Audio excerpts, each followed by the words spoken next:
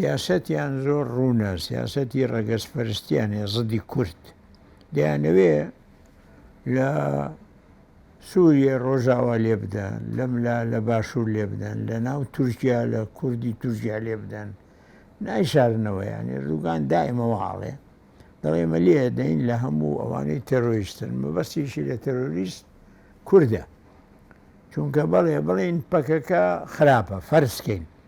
ئەی باشە ئەو هەموو عالەمەی کە چینە هەیە لە پەرلەمانە، هەیە ڕێز بەلدیەیە، حیزبەکانی تر هەن، بەس هەمویان خراپن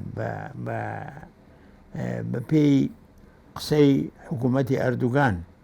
لەبەرەوە بە قەناعەتی من بەردەوامن اینجا کە بەردەوام بن لە لێدان بەو شکڵە، معلوم ئەوەی دوێنێشی بەرەکەوێ یانی وچینە وایان تەسەور کردۆ کۆبوونەوەی ئەفزان چییە لێیاندا و وطبعاەوە زەرێکی زۆری لێدان، چونکە هەموو عالم شەرمەزاری کرد و حکوومەتی عێراقڵێ من نەچم لە هین ئەنجومەنی ئاسایی شکا دەکەم و سەفیری خۆیان سەحب کردەوە و سەفیری تورکیان بان کرد و هەموو حیزبەکان حتا لە کوردستانیش هەموو ئیدانەیان کرد. لەبەرەوە تورکیا زەرەری کرد لەما و ئیدعاکاڵێ من نەبووم پەکەکە بووە، بەس پەکەکە لەو منتیقەیە نین، خۆیان ئیدعان ڕاز نییە، چونکە من پێش ڕۆژێک گوێم لێ بوو مەسئولینی منتیقەکە لەو منتیقەیە بزات وتیان پەکەکە لەو منتیقەیە نەماوە، لەبەرەوە سایح و شت هاتوون و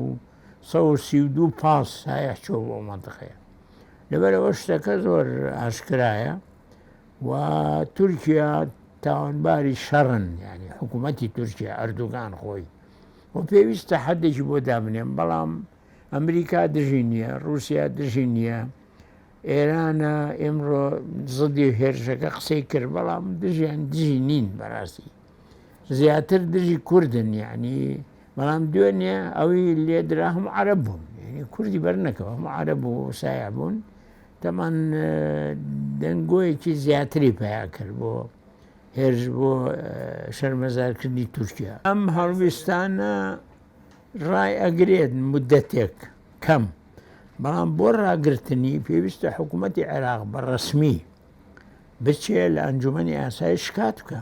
ئێمە چەند ساڵ لە هاوا داوایەوەکەین شکات بکە کەوا دەوڵەتێکەیە دراوسەیە تەعەداکە لە سەروەری عێراق، لە ئەرزی عێراق، لە خاکی عێراقەوە، حکوومەتی هەرێمیش هاوکاری بکە بۆ ئەوەی ئەوە بوەستێت تا حەدێ، بەڵام نەیکردووە. حکوومەتی عێراق تا ئێستا نەیکردووە، هەڵویستێکی جددی نەبووە، حکوومەتی هەرێم هەڵویستی جددی نەبووە، لەبەرەوە بەردەوام بوون.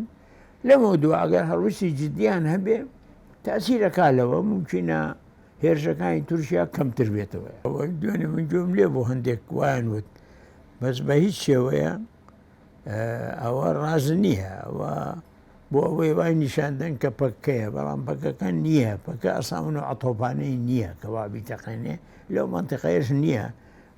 مەسلحەتی چییە پەکەکە لە سەیرانگاهی سەیرانکار یعنی گشتیاری عەرەب بدا بەشتیوان نییە. لەبەرەوە بەڕێی من معلومە کە تورکیایە، بەڵام ئیتر بەعزێ کەس بەعزێ لایەن بەعزێ کەس ئەڵێن جارێ بزانی کێ ئەوانە، بەڵام حکوومەتی عێراق ئاشکرا وەفدی نار دەرکەوت کە چییە و کێ ئەوانە، و لە عینی وەختیشە بەیانەکانی بارگای بارزانانی هی حکوومەت هی پەرلەمان هەمووی دیارە.